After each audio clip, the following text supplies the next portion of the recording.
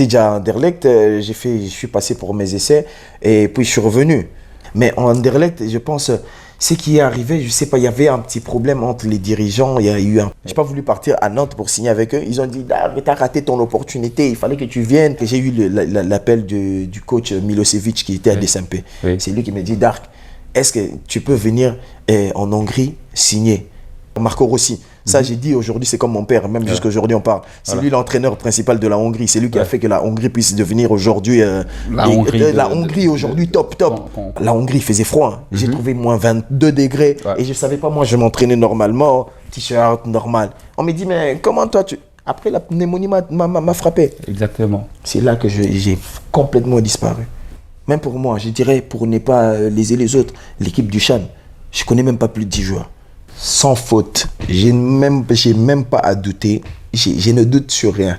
On se qualifie, on frappe le Sénégal, on frappe les 3 matchs qui restent et direct la Coupe du Monde.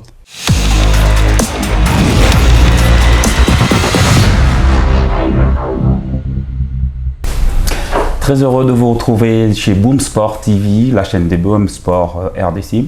Nous sommes très heureux parce que vous allez retrouver une belle émission que nous avons proposée pour vous et nous avons le réel plaisir, bien sûr, de recevoir un international congolais qui nous fait honneur d'être sur notre plateau aujourd'hui. Il s'appelle Dark Kabangu, que nous allons recevoir tantôt sur notre plateau. Et nous sommes bien évidemment heureux de vous savoir très nombreux parce que vous allez bien sûr passer un moment avec nous, un moment agréable, puisqu'il s'agit d'un joueur que beaucoup d'entre vous se demandent où est-ce qu'il est parti, où est-ce qu'il est, qu'est-ce qu'il est devenu. Nous allons bien sûr avoir l'occasion de parler avec lui dans ce plateau et dans cette émission. Et sans plus tarder, nous avons Dark Kabangu avec nous. Bonjour Dark. Bonjour. Et bienvenue dans notre plateau. Merci beaucoup. Merci vraiment. Comment allez-vous? La santé, et tout se passe bien apparemment? Oui, ça va, la santé, ça va, tout se passe vraiment bien, donc Dieu fait grâce, on est là. On vous voit à Kinshasa, ça faisait un petit peu longtemps que vous n'étiez plus à la capitale congolaise. Qu'est-ce qui fait en sorte que vous soyez revenu et comment est-ce que vous vous sentez dans votre ville?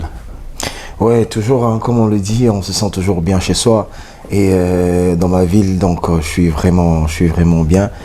J'étais un peu passé ces derniers temps, vu que j'étais pas à Kin, j'étais à Al-Jadabia en Libye, dans une équipe des deux. Et vu qu'on avait fini tôt, je me suis dit de pouvoir rentrer pour pouvoir essayer de jouer la Coupe du Président avec mon ancien club MK. Voilà ce qui justifie ma présence ici à Kin. Vous êtes en vacances, justement. Comment s'est passée la saison dernière qui vient de s'achever? Vous avez dit récemment que vous avez joué la Coupe du Président avec votre club actuel, le FCMK. Comment s'est passée la saison sur le plan collectif et individuel surtout? Ouais, sur le plan collectif, je dirais avec MK, c'était vraiment bien. C'est vraiment bien parce que j'ai trouvé une équipe jeune et une équipe ambitieuse, des jeunes qui voulaient vraiment travailler et voilà. Je me suis mis avec eux, j'ai juste rajouté mon expérience et essayé un peu de prodiguer des conseils dans le groupe, être comme leur grand frère et pouvoir faire en sorte qu'ils puissent évoluer et qu'ils puissent faire un pas de plus. Et après, sur le plan individuel, c'était pas mal, vu que j'avais eu aussi des petits problèmes au début de l'année avec le club où j'étais allé en Libye pour jouer. Et quand je suis revenu, j'ai pu avoir un temps de jeu ici à MK et voilà, je dirais que c'est pas mal. Revenons un petit peu en arrière, justement, Dark Kabangu. Vous êtes un jeune Kinois, un jeune Congolais. On sait que ici à Kinshasa et partout en République démocratique du Congo, jouer au football n'est toujours pas évident. Comment ça s'est passé, le choix de votre carrière, justement, à la maison? C'était facile pour vous de pouvoir accéder directement dans ce monde de football? Quelle a été la réaction des parents, surtout? Ils étaient réticents de vous laisser jouer au foot? Je dirais ils étaient vraiment réticents. Hein. Ils voulaient même pas entendre parler du football à la maison parce que je me rappelle ces temps-là, le football était considéré comme un sport de voyous. Je pense, je dirais même pas un sport, c'était juste un truc auquel on s'est dit c'est des jeunes délinquants qui passent juste du temps. Et voilà, donc pour les parents, ça n'avait vraiment pas d'avenir. Et avoir un père ingénieur et une maman qui est médecin, c'était vraiment un truc impossible. Donc ça pouvait pas passer. C'est ce qui a fait même que je puisse un peu commencer tard, mais lancer vraiment tard aussi dans les divisions inférieures pour pouvoir gravir les étapes et arriver. Donc il fallait d'abord continuer avec les études ouais. pour ensuite avoir cette liberté. Là, c'était vraiment catégorique. Il fallait d'abord avoir son diplôme. Après, le reste, voilà, tu pouvais continuer. Et ça, c'était le contrat qu'on a signé avec papa pour qu'il me laisse. Diplôme en poche, papa te laisse librement le choix de jouer au football. Ouais. Comment ça s'est passé que tu te retrouves, bien sûr, au FC MK?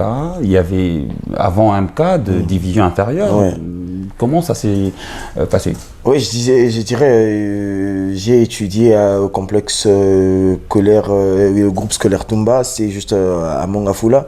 C'est une école bien réputée à Mongafula, c'était l'une des meilleures écoles de Mongafula. Et on avait presque toutes les disciplines. On avait le handball, on avait le football, on avait le basket. Et moi, j'ai essayé de mixer le tout. De mixer un petit peu le tout. Voilà, je faisais le tout. Je faisais les baskets, je faisais les handball, je faisais aussi le foot. Les foot, c'est venu même, je dirais, c'est venu, je me suis donné vraiment à fond après. Okay. C'est après, mais... C'est ce qui fait en sorte qu'on puisse entendre que Dark était déjà une star à l'époque. Oui, c'était comme ça, parce que j'ai joué même les interclubs avec l'équipe du handball, la Coupe du Congo, plusieurs Coupes du Congo avec mon équipe de l'école handball et tout. Donc, c'était déjà quelque chose. Et puis après, vu qu'il y avait un terrain juste à côté, je me disais, tu finis le basket, tu vas aussi jouer au foot. Et puis, le truc là, ça a commencé à venir parce que je l'avais déjà depuis les bas âges, j'ai joué déjà à la maison parce que chez nous, à la maison, on avait déjà un grand terrain. Voilà. Donc, on jouait presque chaque samedi et dimanche. Et après, le goût là est entré, tout le monde venait te voir. Ah, tu sais jouer. Et puis, voilà, c'est comme ça que je suis parti. J'ai commencé à une équipe 3e division, AS Boss. J'ai joué une mi-saison et puis après, j'ai joué à JEM, Jeunesse et Sport de Mongafula. J'ai joué une saison. Après, là, je me suis dit directement, vu que le président Max, il est juste voisin de chez nous, il a entendu, l'écho est parti. Non, il y avait un jeune il y a un jeune qui est à Mongafula, parce que le président Max, il n'aimait pas les jeunes de Mongafula, parce qu'il n'y avait aucun joueur qui habitait Mongafula, qui jouait à MK. Et là, il y a le chauffeur du président qui m'a dit, ah petit, il faut que tu partes faire tes essais. Et c'est là que je suis venu une fois. Faire les essais à MK, j'avais même peur. Je suis arrivé et le coach... C'était en quelle année? Là, je pense c'est en 2011 ou 2010. 2011. C'est là que je suis arrivé, je fais mes essais. Et le coach Zico, directement, il a dit que là, comme tu es en train de jouer ton championnat là-bas, tu peux venir t'entraîner 2 fois la semaine. Comme nous aussi, on joue la ligne, c'était le temps Epefkin, je pense. Ouais, on jouait les Epefkin. Et donc, tu peux venir t'entraîner 2 fois et répartir, jouer les matchs dans ton club. Donc, c'est comme ça que j'ai commencé avec MK. Et la saison qui a suivi en 2012, c'est là que je suis venu directement à MK. Vous devenez justement un joueur à part entière dans l'équipe nationale et dans l'équipe première de MK. Et en 2013, il y a vraiment la confirmation. Tout le monde commence à connaître qui est Dark Kadima Kabangou, justement. Comment vous avez eu à s'imposer dans ce club? Parce que déjà, quand vous êtes venu, quel joueur avez-vous trouvé dans cette formation? Ouais, j'ai trouvé Mimo Fundu, il a joué aussi avec club. J'ai trouvé Yare Mangenza. J'ai trouvé Lola, j'ai trouvé Pierre Botaï qui venait de partir. Il y avait Hervé Lomboto. Hervé Lomboto, oui, le gardien. Le gardien. Ouais. Non, on est venu avec Hervé Lomboto en même temps. Et il y avait il y avait les joueurs comme Koudia, ils ont joué aussi avec Club.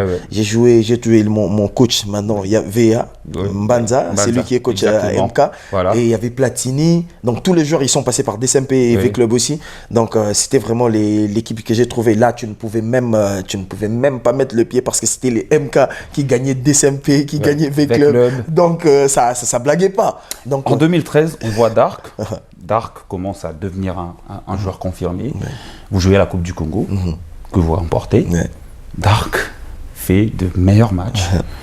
Comment se passe cette consécration? Parce que vous dites c'est vraiment mon heure ou c'était quoi? Qu'est-ce qui a fait? Qu'est-ce qui vous a motivé à pouvoir se donner à fond et d'aller jusqu'au bout de cette compétition? Puisque Dark, on imagine que c'était très jeune à l'époque. Ouais, je dirais ce qui a fait, ce qui m'a vraiment motivé, c'est le fait de pouvoir voir tout le groupe qui est parti. Parce que quand on a joué avant la Coupe du Congo, quand je suis arrivé, on a joué les matchs et on a joué les matchs avec MK. Et cette saison-là, tous les joueurs sont partis. V-Club et Imana. Il restait maintenant les nouveaux joueurs. Les Nathan Mabrouki, les Mombo Nzimbidi, les nouveaux joueurs.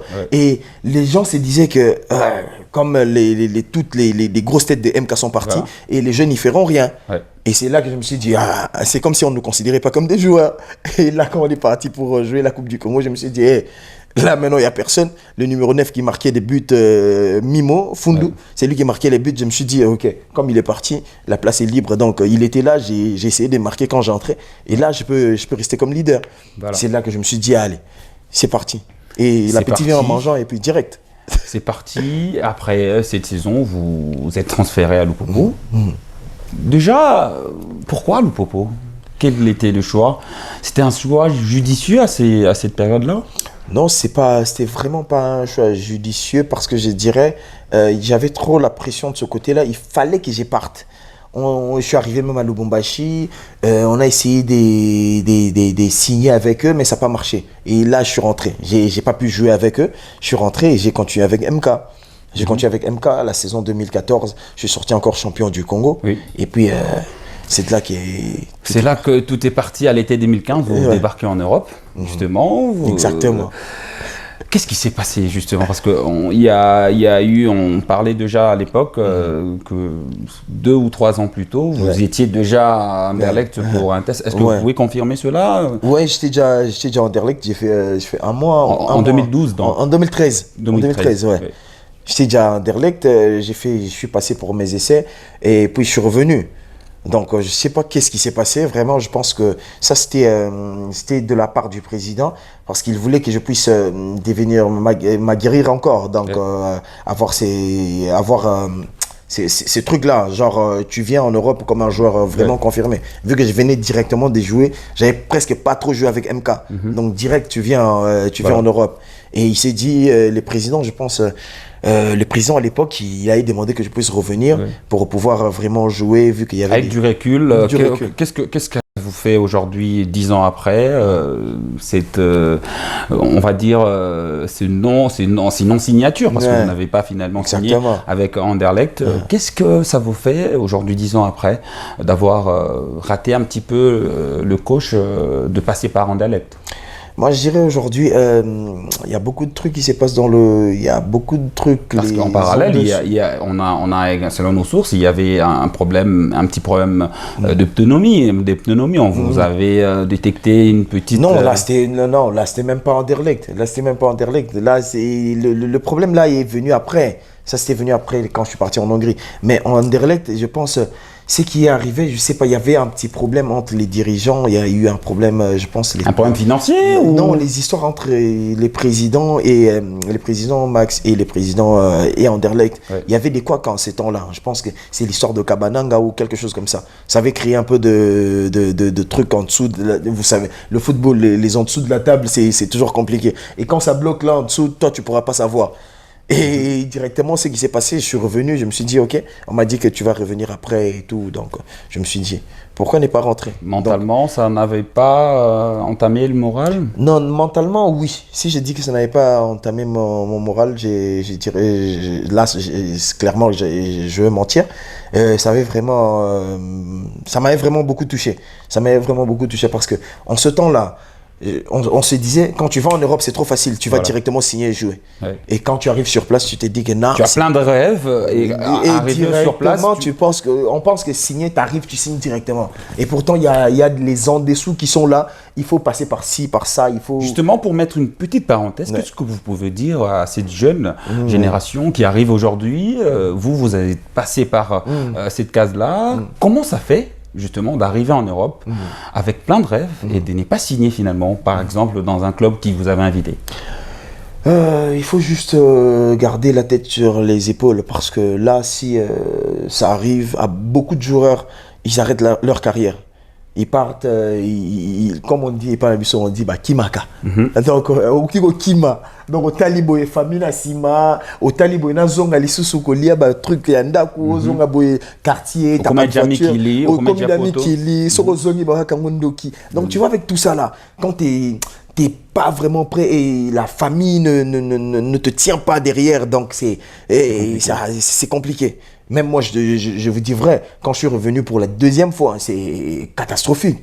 C'est catastrophique. Tu n'arrives même pas à te promener, tu fais 1 mois, 2 mois, mais après, tu sens qu'il n'y a pas de sous, il n'y a rien. Tu continues avec MK, donc il n'y a presque rien. Tu retournes encore dans les zoolotiques? Non, c'était compliqué, la vue que tu as vue. Et quand tu reviens encore, non, tu te dis non, mais qu'est-ce que j'ai fait?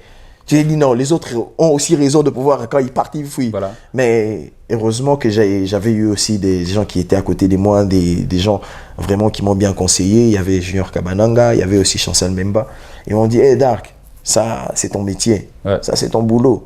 Rentre, tu vas revenir, tu as du potentiel, même si tu repars au Congo, tu vas faire une très bonne saison, tu vas revenir. Donc, tu rentres au Congo, tu fais une bonne saison et finalement il y a la porte de l'Hongrie qui s'ouvre. Là, il fallait vraiment se donner à fond parce que là, on a senti un autre Dark, un Dark qui a gravi les échelons, qui a compris, qui a eu une maturité. Qu'est-ce que ça fait pour que vous puissiez finalement sortir champion après? Raconte-nous un peu l'histoire de Budapest. Comment ça s'est passé? Ouais, l'histoire de Budapest, c'est quand je suis rentré pour la deuxième fois en Anderlecht. Je suis rentré pour la deuxième fois en Anderlecht, je pense que j'avais déjà 17 ans et demi, je pense. 17 ans et demi. Et quand je suis arrivé, il y a un gars, je pense Aurel Mangala ou Omeonga Stéphane Omeonga en Écosse. Voilà, c'est lui qui m'a dit, il a dit, hey Dark, tu sais ici à ton âge, il y a beaucoup de joueurs qui sont formés ici. Je te dis que tu ne pourras pas signer parce que vu ton âge, tu ne pourras pas signer. Et là, j'ai eu le manager de Silas aujourd'hui. Comment il s'appelle? Il y avait Doug Pingissi et Mangala, Mangala ou quelque chose comme ça. Il était aussi agent de Jean-Marc. J'ai oublié le nom. Alors ça reviendra de toute façon. Ils sont venus, ils m'ont dit, hey Dark, regarde, il y a ci, il y a ça. En direct, tu ne signes pas. J'ai dit, comment Dark, tu ne signes pas? On y va à Nantes. On va essayer un peu de dribbler le président Vax. On y va à Nantes, tu signes. Ils appellent le président de Nantes, ils disent que on a un joueur ici, il est en Anderlecht, mais le profil, tu vois le profil de Nonda et Zlatan. Parce que déjà, ces temps-là, c'était... Ouais, ils m'ont dit clairement, il a dit, président, si je vous dis le profil de Nonda Zlatan mélangé, c'est un truc de fou. Si je vous le ramène, tout... Parce qu'ils avaient déjà des contacts. Parce que Doug Pingis, à ce temps-là, il avait Nicolas Nelka, il avait Youssouf Moulumbu, il avait presque tout. Ils me disent...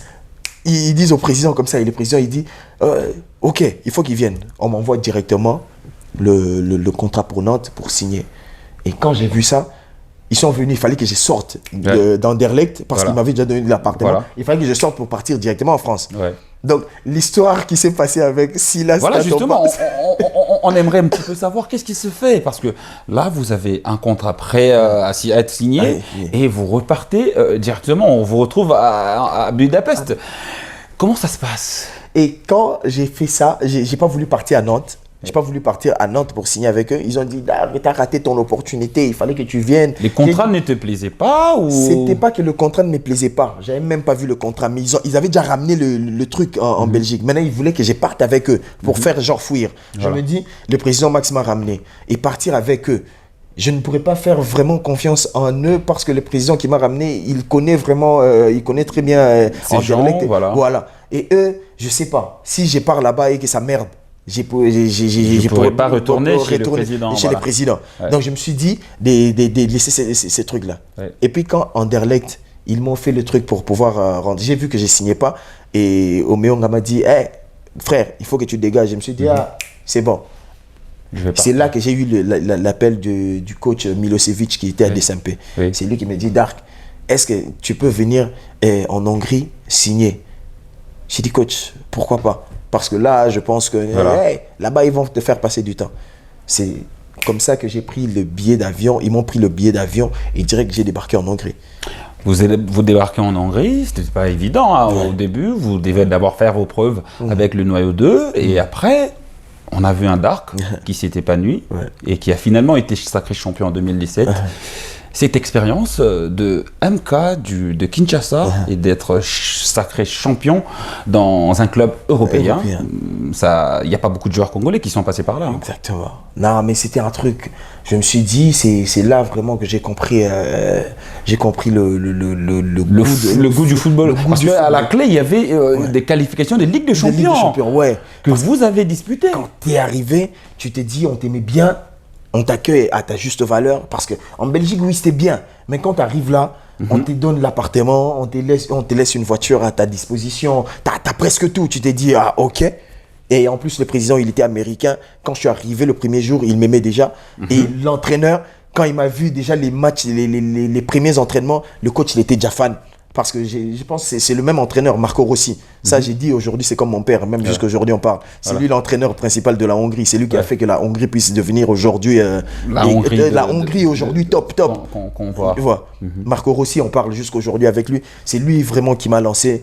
Il s'est dit, lui, Dark, il faut que tu joues. Pour lui, j'étais le titulaire. Et quand je suis arrivé, le premier, vu que la Hongrie faisait froid, j'ai trouvé moins 22 degrés et je ne savais pas, moi je m'entraînais normalement, t-shirt normal. On me dit, mais comment toi tu... Après la pneumonie m'a frappé. Exactement. C'est là que j'ai complètement disparu.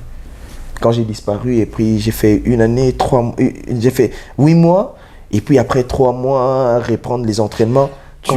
Tu te dis aujourd'hui, avec du recul encore, si tu n'avais pas contracté cette maladie, tu aurais pu prendre une autre trajectoire dans ta carrière? Là, c'est sûr. Là, c'est sûr. Là, je suis vraiment sûr et certain que ça allait avoir... Dans ces 8 mois d'arrêt, Ça m'a complètement mis... je sais même pas. Je sais pas qu'est-ce qui s'est passé parce que j'étais je sais même pas, à 4 jours de commencer le championnat en tant que titulaire. Parce qu'on a fait les préparations, on est allé en Turquie, on a fini les préparations, on est revenu.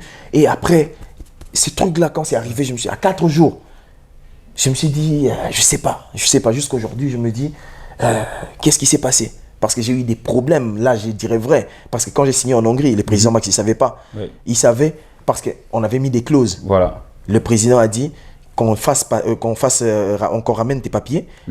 Tu signes, nous on a 60% et ton club formateur reste avec 40. 40. Le président Max il dit non. Lui il veut 70% et le club prend 30. Le club il se dit nous on met les joueurs en valeur. Comment est-ce qu'on va mettre un joueur en valeur en Europe? Et l'équipe qui est au Bled qui va venir prendre 60% et nous 40%. Ça se fait déjà pas. Ça c'est déjà une très mauvaise politique. Voilà. Moi je vois de ce côté-là déjà le président Max, il avait vraiment pas très bien réfléchi. Même aujourd'hui les présidents ici je demande, quand tu envoies un joueur en Europe, on te dit même 20%, on va le mettre bien, l'affiner pour jouer. Le 20%, quand on vend un joueur à 20 millions, le 20% c'est beaucoup pour un club de Kinshasa. Exactement. Donc c'est ce qui s'est passé. Et là je me suis dit, j'ai commencé à me poser des problèmes. Ça c'est pas, qu'est-ce qui se passe? C'est pas le Congo qui m'a, au Congo comment on votait pour que ça se passe comme ça. Okindoki. À 4 jours. Je suis resté à l'hôpital 8 mois, il n'y avait personne. Donc Si c'est c'était pas ça, compliqué. c'est vraiment compliqué. Et vous décidez de traverser de l'autre côté pour aller en Arménie avec le Chirac. Comment ça se passe, cette expérience? Ça vous a quand même donné une autre image du football? Ça vous a redonné goût? Parce que passer par la casse maladie, c'est toujours pas évident de se relever. C'est toujours pas évident. Quand ma maladie est finie, c'est là que je suis venu après, je suis sorti champion. Je suis resté encore 2 ans en Hongrie. Et après la Hongrie, c'était changement de coach, un Hollandais qui est venu, il ne voulait plus de moi, tout ça là. Et puis je me suis dit, hey, c'est bon, il faut que je parte. C'est là que je suis arrivé à Chirac. Quand je suis arrivé à Chirac, j'ai vu aussi un autre monde. Parce que tu arrives en Arménie. L'Arménie d'aujourd'hui et l'Arménie, quand je suis arrivé, c'est différent. C'était vraiment différent. Tu te retrouves dans une ville où tu es presque le seul noir. Tu te retrouves au fin fond, donc c'était vraiment compliqué. Et il faisait froid. Tu te dis, ok, je vais essayer de jouer. Tu arrives, tu n'as pas de préparation, tu arrives, tu fais au moins 2 semaines de travail. Et puis après, direct, on te lance, tu joues. Après 6 mois, je me suis dit, hey, je ne serais pas resté ici. Il faut que je rentre. Finalement, vous rentrez. Mais avant qu'on parle de votre retour, j'aimerais un petit peu savoir quelle différence faites-vous aujourd'hui avec notre championnat, notre football congolais et ce que vous avez connu en Europe? Parce que vous êtes parmi les rares joueurs issus de Kinshasa qui sont partis et qui sont revenus. Ouais. Quelle différence aujourd'hui faites-vous de notre championnat déjà? Qu'est-ce qu'il faudrait changer finalement? Parce qu'on parle aujourd'hui de la Tanzanie, qui est devenue comme l'Eldorado aujourd'hui du footballeur congolais. Quelle est cette différence? À quel niveau on peut changer les choses? À quel niveau? Moi je dirais aujourd'hui, le football, je dirais, pour moi en Europe, les footballeurs sont d'abord des personnes qui sont d'abord bien cadré, excepté quelques têtes qui viennent avec seulement le talent. On prend un talent brut direct, on se dit ah lui il peut faire de l'argent direct, mais si on regarde la majorité, tu vois vraiment que les gens qui font carrière, c'est des gens qui sont vraiment d'abord assis, c'est d'abord des humains. Aujourd'hui au Congo, on vient juste pour l'argent et pour le succès. Là, vous parlez en tant que joueur. En tant que joueur, vous prenez beaucoup plus l'aspect technique ou émotionnel? Normalement, d'abord, en tant qu'humain, il faut d'abord passer par... On ne saute pas les étapes. Ouais. En Europe, ce qui est bien, il y a des joueurs qui font des centres de formation. Ils commencent étape par étape et ils arrivent quelque part. Et après là, on donne une direction. Il y a des gens qui s'occupent de ça.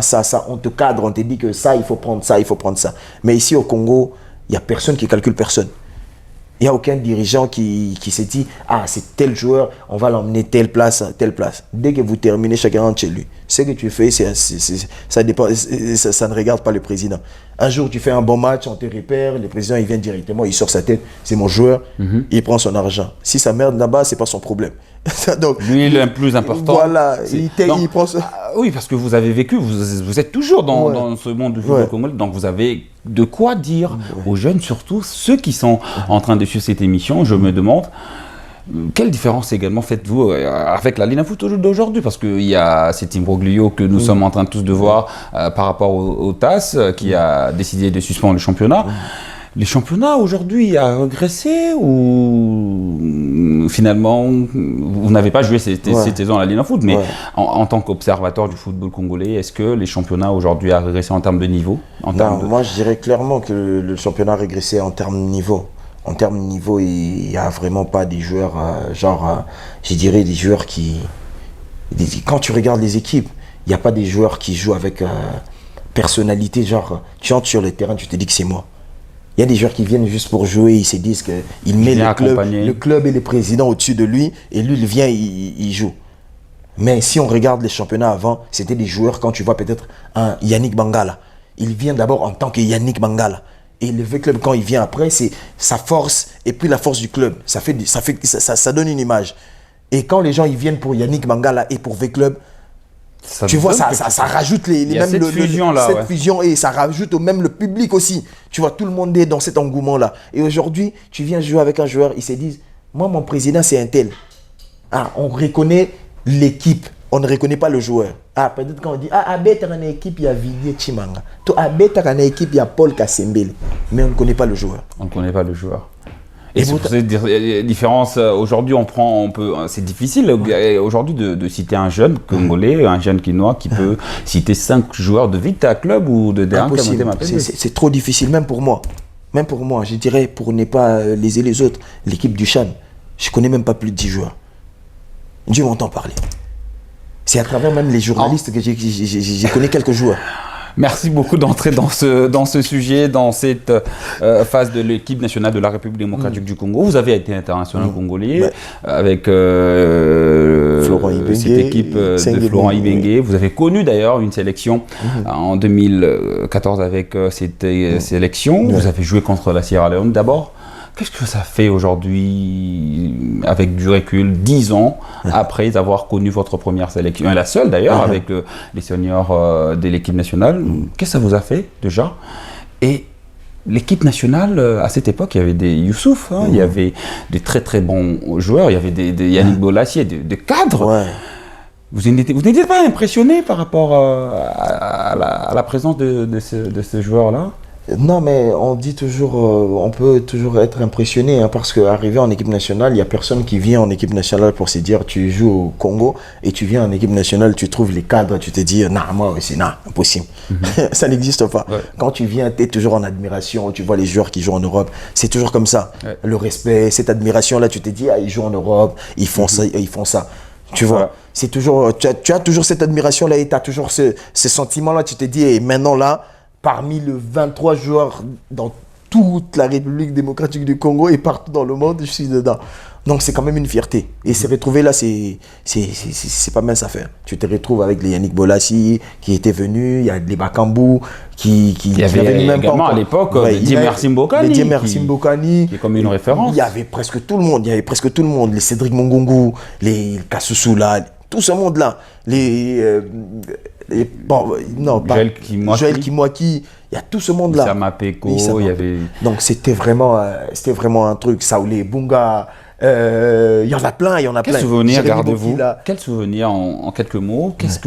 Vous gardez quoi de ces moments-là avec tous ces cadres et surtout avec le maillot de l'équipe nationale? Parce que vous avez eu à jouer le Chan en 2000, nous allons y revenir.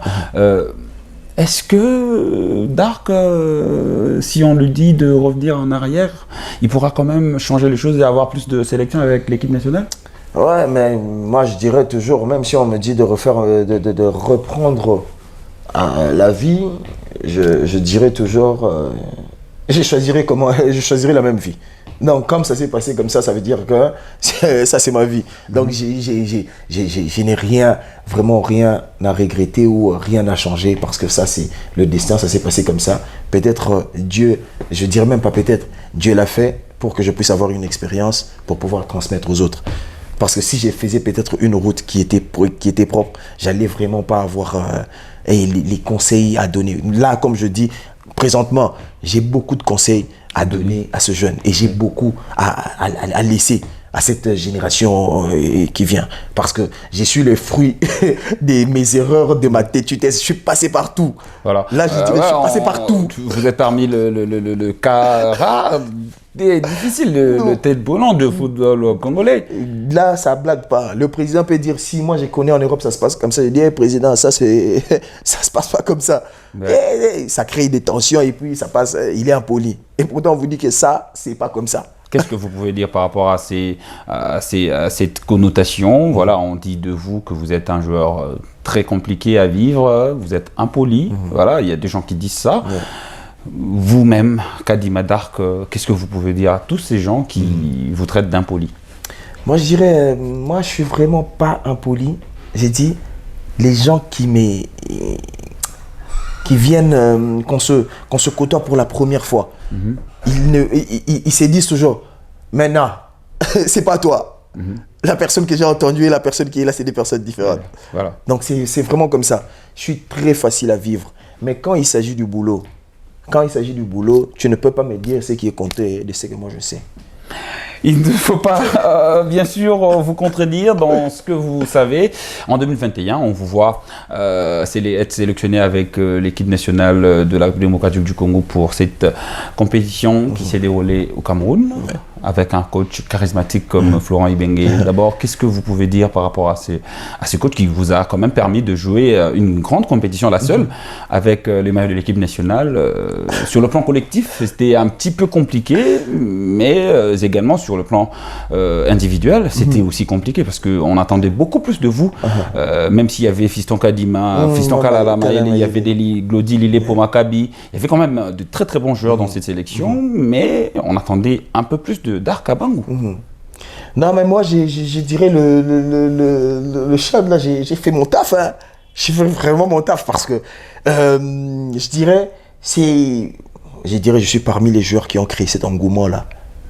Quand il y a eu le Covid et tout ça là, c'est moi qui ai créé cet engouement. Tout ce qui s'est passé, même la chanson Sendaba ou tout ça là, c'est moi j'ai partagé à tout. J'ai appelé les Ika Deong quand ça se passait, genre on arrêtait un tel Covid. C'est moi qui ai alerté tous les journalistes parce que les joueurs, ils étaient trop. Les joueurs d'abord, les joueurs congolais, ils parlent pas trop avec les journalistes. Mais maintenant, moi, de ce côté-là, je suis vraiment ouvert, j'essaye de dire, j'essaye de communiquer. Quand il y a un truc qui se passe qui n'est pas bien, je vais dire, hey, un tel. Essayer d'alimenter pour que ça crée un truc ici. Tu vois. Tout ce qui s'est passé au Cameroun, ça passait par moi. C'est moi qui balançais tous les... Durant cette chaîne, on vous a surnommé Air Dark. D'où vient ce surnom? D'où vient ces surnoms déjà? Parce que déjà, je marque toujours de la tête. Ça a toujours été comme ça? Ça, c'est, je dirais, comme tout joueur. Il y a un joueur qui est fort en faire les enveloppés, il y a un joueur qui est fort dans les coups francs comme les Juninho, il y a les joueurs qui sont forts comme les Beckham, longue passe, courte passe, et tout joueur a toujours son côté fort. Et voilà. Moi, je ne le nie pas. Même si on me dit côté pied, tout ça là, Dark, je sais jouer aussi. Face à la Guinée, vous marquez un but, ou vous sautez. Voilà, justement, ça prouve à suffisance, ou ça vous donne encore beaucoup plus de confiance par rapport à Air Dark. Là, c'était juste pour confirmer. Voilà. C'est juste pour confirmer. Là, c'est sur le gâteau, tranquille. Avec les niveaux actuels de nos locaux, est-ce qu'on peut parler toujours de ce débat entre le pro et les locaux? Il y a plus de joueurs locaux en sélection, il y a plus de joueurs locaux, en sélection, il y a plus de joueurs qui viennent de l'extérieur. Est-ce que ce débat est toujours aussi pertinent par rapport au niveau actuel du football congolais? On peut toujours continuer à parler de ce débat-là par rapport aux réalités, parce que quand on voit aujourd'hui les autres sélections, c'est quand même très difficile pour le joueur évoluant en Afrique d'accéder à des sélections comme le Nigeria, la Côte d'Ivoire et tant d'autres. Pour moi, je me dis que c'est la faute de joueurs locaux parce que on avait ce monopole-là de pouvoir diriger l'équipe nationale. Et on s'est laissé faire. On s'est laissé dans le complexe, on s'est laissé dans le manque de travail, on s'est laissé dans la distraction, on s'est laissé dans tout ça là. On ne voulait pas travailler notre image parce que quand on voit l'équipe nationale à l'ancienne, quand tu vois un Kasusu là, tu vois un Trésor Mputu, tu vois un Miyayo, tu vois un truc, tu n'as même pas à discuter, même si tu viens de les rupturer sur le banc. Parce que c'était des joueurs, quand ils viennent sur le terrain, tu sens que c'est des guerriers. Même quand toi tu viens, tu te dis que pas lui. J'accepte de rester sur mon banc, je prends ma prime, je prends mon avion et je rentre. Et aujourd'hui, les joueurs, ils ne veulent pas faire ces trucs-là. Ils ne veulent pas travailler leur image, ils ne veulent pas travailler individuellement, ils ne veulent pas donner ces trucs-là. Ils ne veulent pas. Je ne sais pas s'ils ne veulent pas ou c'est le fait d'être peut-être fainéant, où ils se disent que biso ba finga biso ba lo baganini que biso toze l'autre côté. Les gens ils laissent trop les publics sur internet entrer dans leur tête. Donc moi je dirais c'est presque ça parce que au départ nous on savait que les joueurs qui viennent de l'Europe quand ils viennent ici ils se retrouvent avec les trésors et tout ça là tu joues pas. À part il y avait Mbokani, il y a quelques têtes qui viennent. Avec cette nouvelle génération actuelle avec les joueurs comme Wissa, les Bakambu, les Banza, voilà, justement. Comment est-ce que vous faites ces différences? Est-ce que ces joueurs ont bien sûr de quoi nous donner satisfaction? Parce qu'il y a quand même des échéances qui vont arriver très vite avec ces 4 finales que nous aurons à disputer au mois de septembre et au mois d'octobre. Comment est-ce que vous faites ces différences? Vous venez justement de dire par rapport aux joueurs locaux, il y a un manque de travail et si on peut justement prendre le joueur qui vient de l'extérieur, comment est-ce que vous faites cette différence-là avec nos joueurs actuels? Moi, je dirais aujourd'hui, l'équipe nationale aujourd'hui, l'équipe première, déjà, la ligne d'attaque et tout ça là. Et la ligne d'attaque, déjà, pour moi, je dirais que c'est déjà bon. C'est déjà bon. Je ne vois aucun loco qui pourra quitter Aprime pour venir là. Sauf si, je sais pas, hein, même si on faisait la magie aujourd'hui avec le Chan, je pense pas qu'il y aura un joueur ou un attaquant qui pourra se retrouver dedans. Parce que tu vois Banza qui est meilleur buteur de l'autre côté en Turquie, tu vois Essende qui marque ses buts, tu vois Mayele, tu vois. Donc il n'y a même pas de place. Il y a même pas de place là. C'est pour... Vous citez les noms de joueurs. Est-ce qu'aujourd'hui on peut comparer l'équipe nationale de la RDC avec d'autres sélections? Avec quel type de sélection est-ce qu'on peut se mesurer avec notre équipe? Parce que peut-être on se voit aussi trop beau, hein? Non, mais oui, il faut se le dire, il faut se le donner aussi, il faut se donner ces moyens-là. Parce que pour être grand, il faut accepter que tu es grand. Pour ne pas dire seulement, hey, le Sénégal, hey, l'Égypte, non, hey, ils croient en eux. Ils se disent qu'il y a tel joueur, moi, nous, l'Égypte, on est champion autant de fois, tout ça, là, tout ça. Nous aussi, en tant que Congolais, nous avons des très bons joueurs. Il faut qu'on se dise ça. Pourquoi on va toujours minimiser notre équipe nationale? Ah, t'es au Pola. Aujourd'hui, l'équipe gagne. L'équipe gagne, le coach il vient avec une nouvelle philosophie, avec les joueurs qui sont maintenant conscients, le gouvernement qui met des moyens. Donc pourquoi ne pas espérer à pouvoir faire plus? Aujourd'hui, on peut faire face à toutes les équipes. Aujourd'hui, on peut faire face à toutes les équipes. Moi, je me dis aujourd'hui, ces dernières années, la RDC attire de plus en plus de jeunes, de jeunes talents congolais qui sont à l'extérieur, en l'occurrence Noah Sadiki, Gaël Moukao. Il y a pas mal de joueurs qui choisissent très tôt de jouer avec l'équipe nationale. Ce n'était pas le cas il y a 10 ans. Voilà, justement, depuis 2014 jusqu'en 2025. Quelle est la place du football congolais? Comment évaluez-vous le football congolais sur le plan africain, justement, au niveau de l'équipe nationale? Moi, je dirais, avec tous ces jeunes-là qui viennent, je pense que en tant que joueurs, eux-mêmes, ils ont compris. Même les parents qui refusaient que les jeunes puissent venir jouer pour la RDC, ils ont compris que maintenant, il y a du sérieux. Et aujourd'hui, l'engouement qu'il y a autour de l'équipe nationale et les moyens qui sont mis en place pour cette équipe, ils préfèrent mieux que leurs joueurs puissent revenir aux sources, tu vois. Parce que moi je dirais clair, hein, il y a beaucoup de joueurs qui ont choisi la RDC. Ils n'ont pas choisi la RDC, hein. Ils sont venus juste parce qu'il n'y avait pas de choix. Ils disent non, il y a des joueurs qui font des interviews, ils disent non, moi j'ai choisi la RDC. Non. On connaît beaucoup qui n'avaient même pas de choix. Ils n'ont que la RDC. Ils jouent en France, ils jouent en Belgique, il n'a pas de choix. Il s'est dit que ici, avec tous les joueurs qu'il y a en Belgique, et avec tous les joueurs qu'il y a en France, et avec tous les joueurs qui sont en Angleterre, je ne jouerai pas. Il s'est dit, ok, il a 25 ans, 26 ans, ça passe vite, direct. Pour dire que le jeune qui accepte de venir très tôt, ça fait quand même... Ça fait quelque chose, voilà. C'est pourquoi j'ai dit aujourd'hui, ils ont compris. Parce que c'était pas facile à cette époque-là de voir un joueur. Je te dis, un Gaël Kakout à 19 ans, tu penses qu'il allait venir jouer pour la République démocratique du Congo? Tu penses qu'il y a un Bakambu à 20 ans, quand il était chaud, tu penses qu'il viendra jouer pour la République démocratique du Congo? Il y a beaucoup. La donne a changé parce que à ce temps-là, il n'y avait pas de sérieux. Il y avait même pas l'équipe nationale n'avait même pas d'équipement. Il y a un temps où ils venaient, chacun achète ses équipements, ils travaillent comme ça. Mais aujourd'hui, il y a du sérieux, il y a un équipementier. À l'époque, au début, c'était compliqué. C'était un peu compliqué.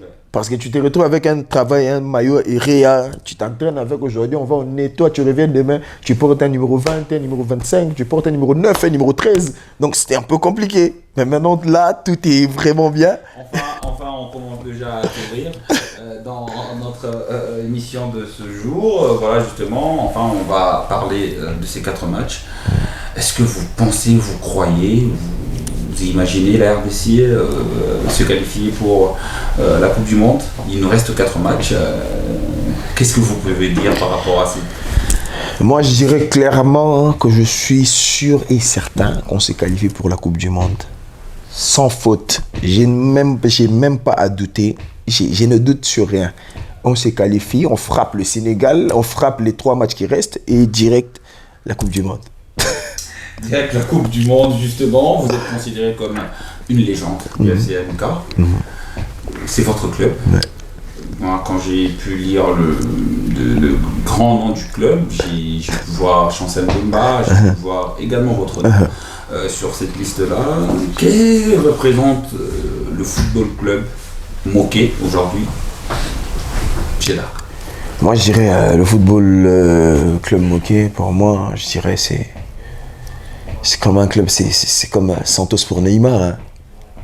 C'est comme Santos pour Neymar, c'est comme le Real pour Raoul, c'est comme le FC Barcelone pour Xavi, Iniesta, Messi. Pour moi, c'est pareil parce que on a quand même ramené des titres dans ce club et on a fait vraiment. On vous surnomme également Monsieur Coupe du Congo.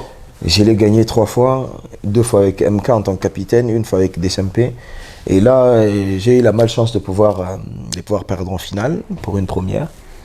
Voilà, mais le foot. On va conclure avec votre passage. Hein.